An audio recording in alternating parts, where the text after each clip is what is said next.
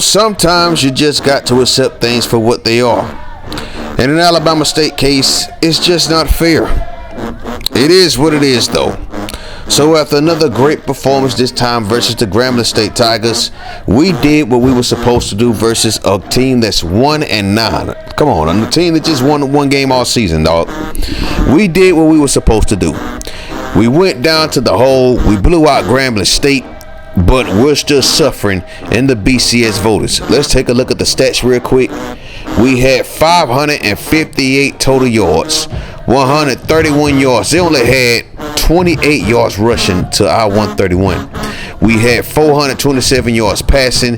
Grambling State had a late 266. The game was well out of reach before they started getting most of those passing yards, and we went 4 for 5 in the red zone. So we had a great game. We scored in every aspect of football: special teams, offense, defense. Gerard Green didn't have to do much. He had well over 300 yards passing along with 4 tutties. Justin Frankie Beverly Mays with another stellar performance, and he is on his way to 100 touchdown runs in his collegiate career. Ruben Sutter-Smith, 2 catches, 2 touchdowns. Cliff Fitzpatrick, 3 catches, 2 touchdowns. And this was no doubt our best performance at wide receiver. 1 drop pass, just 1, and that was Jason Rosa Parks. You could argue that this was one of our best performances from wide receivers. Defense was absolutely amazing. We got to the quarterback 7 times. We had 3 INTs, 1 went back for a pick 6. And then, of course, on top of that, we had a punt return by Justin Frankie Beverly Mays. So here it is right here. Arizona State beat Arizona. They win their rivalry game. They take home that territorial cup or whatever it's called. Ole Miss and LSU. LSU ran Ole Miss out of Death Valley. No question about that. And then Penn State and Michigan State. Michigan State put up 24 points in the fourth quarter. The game was well out of reach before that. They tried to fight back, but it was too little too late. So with that being said, let's get into the scores with the SWAC. Alcorn State beat Prairie View A&M 45-21. Alcorn State now has 7 wins on the season, and they're currently on a 5-game winning streak. Them Big Bad Braves making some noise over there. The 6th-ranked Miami Hurricanes travel to Enabita, Mississippi, a place that they're probably not even familiar with. And they beat Mississippi Valley State 38-7. UC Deloach had a great game. The Southern Jaguars and the Bethune-Cookman Wildcats. Southern wins 34-31. Looks like they're going to finish their season at 4-6. Absolutely terrible season for Southern. Bethune-Cookman, who had some hope this season to make a bowl game for the first time in this series, go 4-7, and they're currently on a 2-game losing streak. So let's go out here to Houston, Texas. Texas Southern, Alabama A&M. Texas Southern win again. 9-game win streak for the Tigers of Texas Southern. And I didn't even pay attention to this. Oh shit! Oh shit! Texas Southern is in the top 25 for the first time in this series. They're ranked number 19 in the country, and rightfully so. They are currently on a 9-game winning streak. And then finally, you have Jackson State coming up 3 points short, losing to Notre Dame. Jackson State put up a fight, but again, they just can't find ways to win games. They keep losing them. Then they lose by 3. Murphy had a great game, though. I feel bad for him. He seems like he make a great pro quarterback. So now we go to the MEAC. Nebraska go to Baltimore and beat Morgan State 31-17, and of course, it's not going to have any effect on conference play. 34-21 win for the Tennessee State Tigers as they take on the Wisconsin Badgers and beat them by a couple of possessions. Norfolk State lays an egg. They get shut out by South Carolina State 35-0. My goodness, Norfolk State, y'all terrible. Howard beat North Carolina A&T 31-13. And now the Howard Bison sit at 7-3 on the season.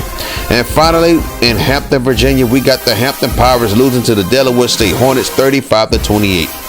So let's go on over to the BCS rankings. And again, dog, we can't catch a break. Nobody in front of us lost. We have 4 undefeated teams, and it looks like all 3 of these teams are going to win their conference. Penn State's going to win the Big Ten. Arizona State's going to win the Pac-10. We just got to wait and see who LSU is going to play in the SEC Championship game. It might be Florida again, man. I do not know. I have no idea. And now it looks like Arizona State and Penn State are just waiting on Bowl Selection Sunday. That's all they're doing right now. And it looks like Arizona State's on the verge of going to the Rose Bowl. I have no idea what's going to happen, man. Heisman watch list, let's check it out. Justin Frankie Beverly Mays holding on to that #1 spot. He's approaching 40 total touchdowns just by himself this season. And he scored on rushing and returning.